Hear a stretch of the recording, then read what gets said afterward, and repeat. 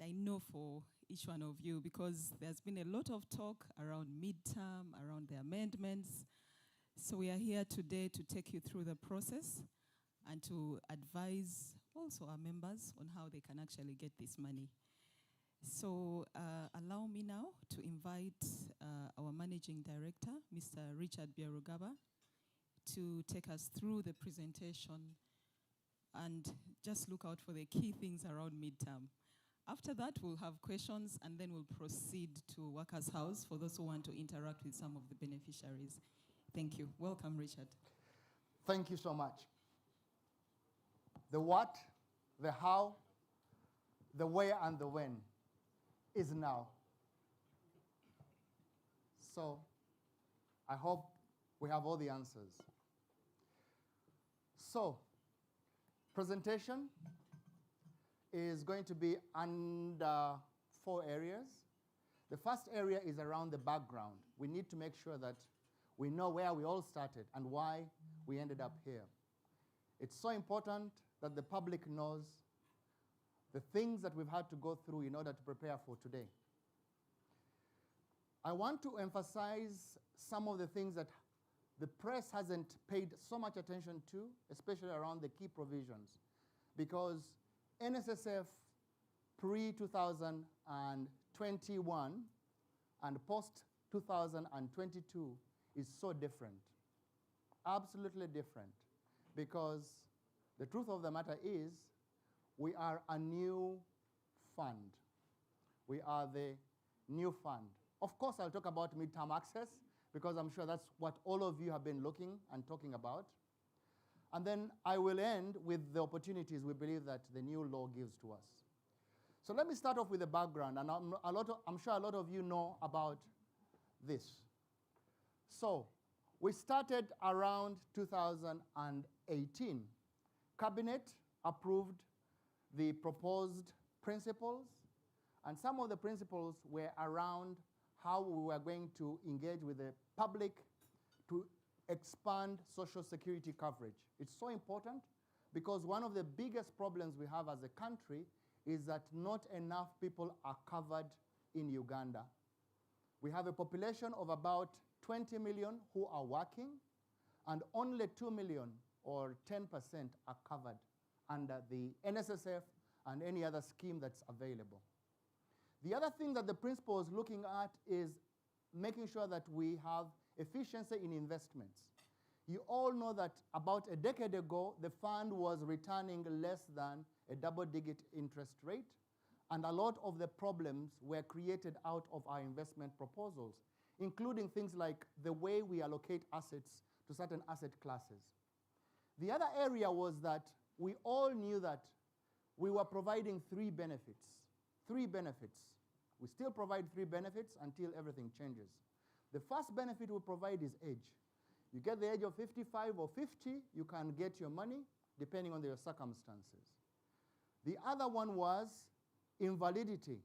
If you are no longer able to work because of your body or the parts that help you to do the job that you actually do, you are allowed to withdraw from the scheme. And the other one is the third one, which is the survivor's benefit, which happens once you lose your life, and therefore the money goes to your survivors.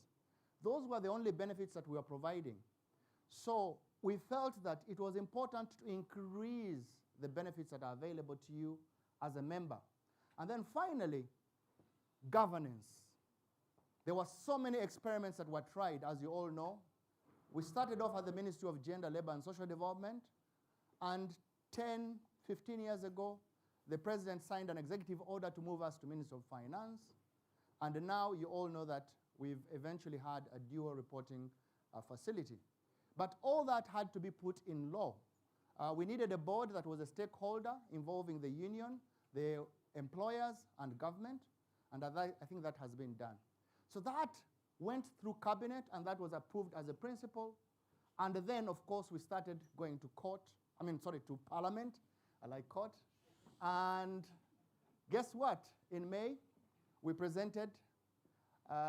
In February 2021, it was sent to the president. He didn't agree with 1 or 2 things. It came back in September. And as you all know, In November, it was considered. And then in January, the president signs. And voila, we have a new law which has commenced. You'll also notice that there were a couple of commencement clauses that needed to be dealt with. Some of them dealt with the immediate, which is the coming into law of all the bigger clauses. But specifically for the midterm access, that commencement was delayed for another 60 days to allow us to prepare, which is why we've taken this time to come back to you and to tell you what we've been up to. So that really is the background, and the background is for good cause, that the law has been helpful in trying to expand the coverage and also making sure that we have more products to offer to our people so that they can look at options rather than just having 3 things they look at. So what are the key provisions? The first one is the commencement.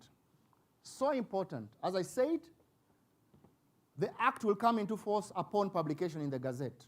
That happened on the 6th of January, 5th of January. And so the whole of the law is now, well, law. The second one was the one relating to midterm access, and that's the one which is section 20A, 1 and 2, which was to come into force within 60 days. Unfortunately enough, that happened on the 3rd of March. The minister commenced it and gazetted it. So now all the law is active and we can begin to implement. And I thought that it would be useful for you as journalists, as people who tell the world, what actually changed about NSSF. Let's start off with defining of the employer, okay? The employer now includes government. For the first time, the law allows government officials to actually contribute to NSSF. It redefines the employer to include people who registered under the Companies Act of 2012. As you know, that's an amended act which improved things. It includes people who are in partnerships. The old law did not allow partners, things like lawyers, things like accountants who are partners in organization, to actually become members of NSSF. Now it allows us that. It incorporated in trustees. There are companies that are incorporated like trustees. Again, they were allowed to register. And the big one is a business registered under any other law for the time being in force, governing the establishment of business entities. So as you can see, whole encompassing, because there are a lot of people, especially those who would work like consultants and that sort of thing, which, as you can see, number 7, a manager or subcontractor who provides employees for the principal contractor, but where a person enters into a contract by which some of other persons is to provide employees for any lawful purpose of the manager, and it's not clear that the contract with too many words, but basically it's to try and catch up everybody. So that is new. That is a big deal. That means that a lot more people in Uganda can become members of the NSSF and contribute. Definition number 2, voluntary contributions. They were in the old law, but it was only to do with the company becoming a voluntary contributor. In other words, you had less than 5 individuals, you could then begin to voluntarily contribute. Now, Section 13A, contributors can make top-ups. So today you make 5% contribution and your employer puts there 10%. You can now top up on your 5% and say, ask for 10% to be made, and your employer also contributes 10%. So allowing you to top up. 13A2, contributing employer who wishes to make a voluntary contribution under Section 1 may authorize his or her employer in writing to deduct an agreed amount for the employee's wage, again allowing you the flexibility to top up. And more importantly, 13A4, the informal sector. For the first time, they now come in. A person who is self-employed may apply for membership of the fund and shall make contributions to the fund. So again, the informal sector is now. So our world is our oyster. Is that what they say? We've got certainly a big part who can contribute to the NSSF. All right, new benefits. Not specified in the law, but at least today, the minister, in consultation with the board, or is it the other way around? The board may, in consultation with the minister, issue a statutory instrument. The order doesn't matter, really. I'm sure you know it all starts with management, and then the board, and then the minister. But anyway, at least now we can come up with new benefits. And those will be tremendous opportunity for us. All right, so let's talk about what you all have come to see, what you've all come to know, what you've all come to envisage. What is it we're talking about when we talk about midterm access? I want you to pay attention to the details, because the devil is in the detail. So a member who's made contributions to the fund shall be allowed midterm access to his or her benefits accrued from the contributions. A member who is 45 years and above and has made contributions not saved with the fund. Mr. Editor, New Vision, Mr. Editor, Monitor, stop using the word saving. Mr. I don't know who else issues these things. It is not saving. It is contribution. In pensions, let me teach you a little thing. In pensions, you earn your benefit. In pensions, you earn your benefit. You earn it by contributing. You don't earn it by just opening an account. That's why when you work for government and they're calculating your benefit at the end, defined by a salary formula, it looks at the number of years you have served. Because they do not make a contribution, serving is equivalent to, because you would have been working and then your employer makes contributions and therefore you earn or you qualify for that benefit. Which is why if you work for less than, I think that 15 years, I think that's the law, you will not have earned your benefit. Okay? So that's why 10 years contribution is such a big deal about it. So has made contributions under Section 7 for at least 10 years is eligible for midterm access for benefits of a sum not exceeding 20% of his or her accrued benefit. So that's the first bit, 45, 10 years contributions. Then the second group is person with disabilities, 40 years and above, made contributions of at least 10 years. So the contribution rule applies for both categories, is also eligible for their midterm access, and they will get up to 50%. So the other is 20%, and there it's 50%. And one of the things you will see is that because it says up to, that means that they can apply to for a bit that is less than 20% or less than 50%. But the main rule is the age. The second rule is the contributions. Okay, so who qualifies? We have the numbers for you. So you remember that the first time this whole matter came up, we looked at the worst case scenario, and the worst case scenario was those who had saved for 10 years. So it meant that you could open your account, not pay in money, but then 10 years later, you could then claim your money. The number was 130,000, as we said. So when the statutory instrument was issued and it maintained the definition of contribution, the number fell to 41,174 members as of 1st March. That number, of course, will keep increasing, but that is the qualifying numbers. What we've done today, and I hope my colleagues will back me up, is we've sent an SMS to every person who qualifies, if we have your number. So if you haven't received a number, if you haven't received a message from NSSF, it probably means you don't qualify, or we don't have your number.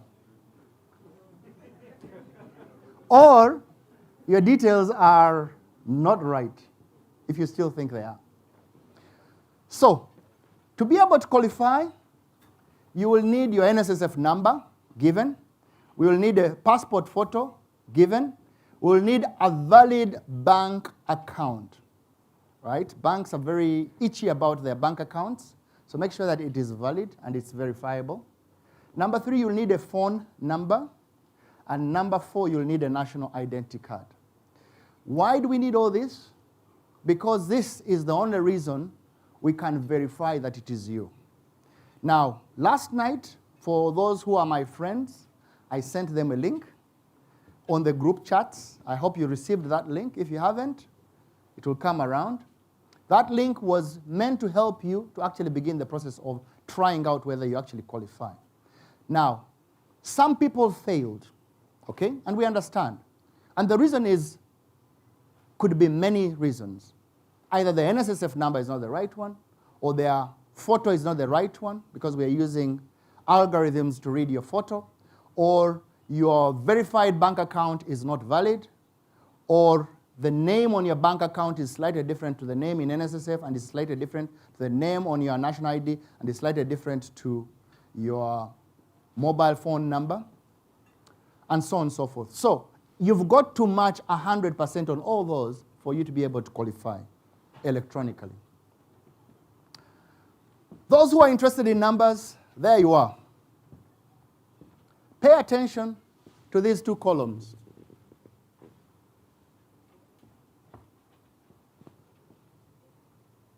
These 2 columns, that's about 57%. That's the amount of money that will be paid to them, and that's the average amount each of them will get. So important for you. You'll notice that our biggest savers are around the range of 10 million and 50 million for their 50%. Right? This is their 50%. Sorry, they are 50%. Sorry, not their 50%. They are 20%. Because we don't know the 50%. We don't know how many people who are PW did. So we've not given you that data. So these are people who we project to pay out on the 20%. Interesting for you to note that our average guy in the most popular number, around 10 to 50 million, will be 23. There's a reason for this data, if you really think about it. This data tells you that the majority of our people who have contributed will have saved around, what is 20%? What is 20% of whatever the number is to get to 20 million shillings? Quick maths. 150 million. 115 million. You've heard that? So the average person who saved consistently for 10 years will have done so, will have 120 million shillings, around there. That's what it tells you. So this is a game for the people who've been consistent. It's not a game for the people who have not been consistent. Flash, it's gone. So let's talk about the application options. You can go to your MTN, you can go to your Airtel. But these 2 is if your balance in your account is less than 15 million shillings. And therefore, you will fall in this bracket. You get it?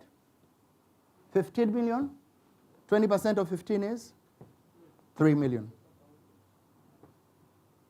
Okay? So only the people who can go to these 2 apps will be those who fall here. Everybody else, we hope you'll go here. And if you fail, you'll come here. That's it. We are hoping that the majority of people, who are about 10,000, should do it on their phone. So that leaves us 30,000 to deal with physically or to deal with in the branches, physically or in the web. All right, so a few things to explain on the web.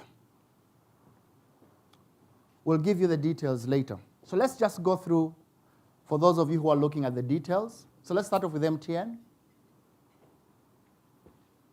Today, if you went to 163 *64 #, it will drop you to the menu of pension schemes. You'll find NSSF, and then when you press NSSF, you'll get three options or two options. Contributions, so you can't make contributions now, but you can also get your midterm. You need to accept the terms and conditions. You need to enter your NSSF number, and then you need to put in your ID, and then you need to select the month in which you want to be paid, and you can then select the date of the month, and then you enter your PIN number, and then you will receive a confirmatory SMS. As you can see, this is very easy. It means that your NSSF number and your national ID must have the same details. In addition, it should be the same details that we have at NSSF. And in addition, your registered number should have those same details. If one of them doesn't work, it will not accept. Same with Airtel, the different code, 18575. Again, it will get you to NSSF savings. You then go to 3 this time, and then you'll have to accept the terms. You'll enter your NSSF number.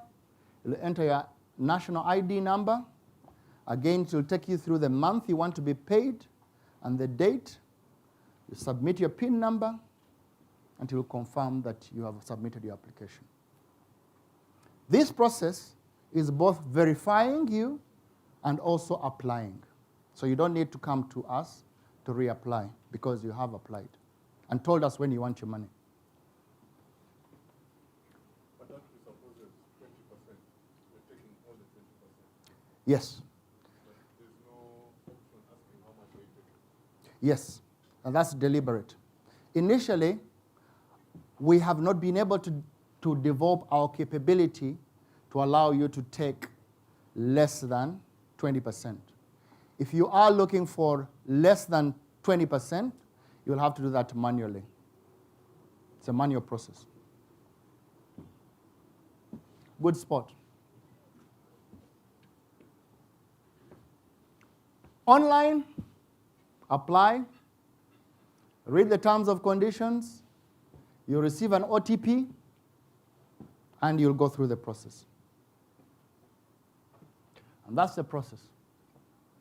Blah, blah, blah, blah, blah, blah, blah, blah, blah. Take your picture. It must be clear. There's an extra check on there. And again, we've been able to build algorithms to be able to figure out your picture from the picture that you gave us when you're registering. And we've had a very good success rate in doing this. And again, you end up by telling us your preferred date of payment. Again, that won't allow you to take 15% or 16%. But if you choose to take less than 20%, then you'll have to come physically. And I know the question that will come is, if I take my 15% today, based on the balance that's outstanding on my account at the time we pay you, what will the 5% be when you come for the last 5% to make it 20? Again, the answer to that is it will be based on the initial amount that you applied upon. So regardless of how many contributions you've made subsequently, the machine should be able to detect that at the time you applied for the 15%, that was a balance, and that's the balance that will be constituted for the 5% that's outstanding. Okay, so the physical locations is all our branches across the country will be able to do that. We've got how many now, sir? We have 20 branches, including sub-branches. Kololo, we will start on Wednesday because there are national events there for Women's Day tomorrow. So we don't have access to Kololo. But on Wednesday, we'll be there. But more importantly is number 3. For companies that have more than 150 employees who qualify, we have made arrangements to go and visit those companies. All right, so can you help me read out some of those names? So important. Let me just talk about the top 2. So we've run a list of at least... You need to switch it on. We've run a list of at least 25 of those, where the members that are eligible for 20% are more than 150. The biggest, of course, countrywide being Kakira and then Skol. So these have got members in thousands who qualify. So for the convenience of the employers, but also for the convenience of the members, we'll pinch camp there for a number of days. We're getting in touch with the employers, so they'll be able to know exactly which day we'll actually go there. Yeah. Okay, so 2 examples, Skols and Kakira. I can remember off the top of my head, Bank of Uganda is one of them. URA is another. So they've got more than 150 employees who will qualify, and we'll send a team there. So they don't need to come. I think it's important that we inform them, even through the press. So get these details and share them elsewhere. All right. So we start today. We'll receive applications, and the first payments will be sent out on the 17th. Why are we doing that? Because we're testing the systems. We don't want to rush. Otherwise, every Thursday, we will pay out at least 50 billion shillings. We've said that. And we hope that between now and the end of the year, we'll have paid out 1 trillion shillings to qualifying members, and we have that liquidity. One other thing that we need to note is that for mobile money, we can only pay up to 3 million shillings. We're trying to talk to Bank of Uganda, the owners of the National Payment Systems Act, hopefully to increase that limit, and if they do so, we will communicate to the public. But for now, the maximum amount of money we can pay through mobile is 3 million shillings. 1 trillion shillings will be available, that's 50 billion per week, every Thursday. So let's talk about the opportunities. I told you that the opportunity for us is that in addition to the midterm, members will benefit from the top-ups. We can today even begin taking top-ups beyond your 5% if you're contributing.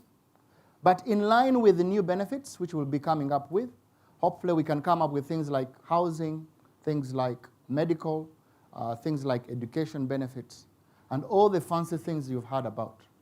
One of the things we're excited about is introducing what is already very popular in the market, unit trusts. We believe that we can also begin to introduce unit trusts for our members, so that if you are one of those who is savvy in investing and you'd like to earn your interest on a daily basis, then why not buy an NSSF unit trust coming to a computer desk near you. The informal sector is big. We know that SMEs now can also save with us because the amendment removed the old provisions that limited the savers to all those who were working for entities that had less than 5 employees. And then finally, in addition, we believe that we will be able to raise an additional 90 billion shillings due to the expansion of our mandate. because now our mandate includes employees who work for entities that are employing less than 5 individuals. So, very good for us. We just need to make sure that we can work through these opportunities and bring them to reality for the good of our members and the good of Uganda. Thank you so much. I'll now take a few questions. Okay, thank you so much, Richard. Round of applause for him. Single person who wants to start and the questions. There's a microphone here. Okay. Bernard? If you could say your name and the newspaper or the media house you work for.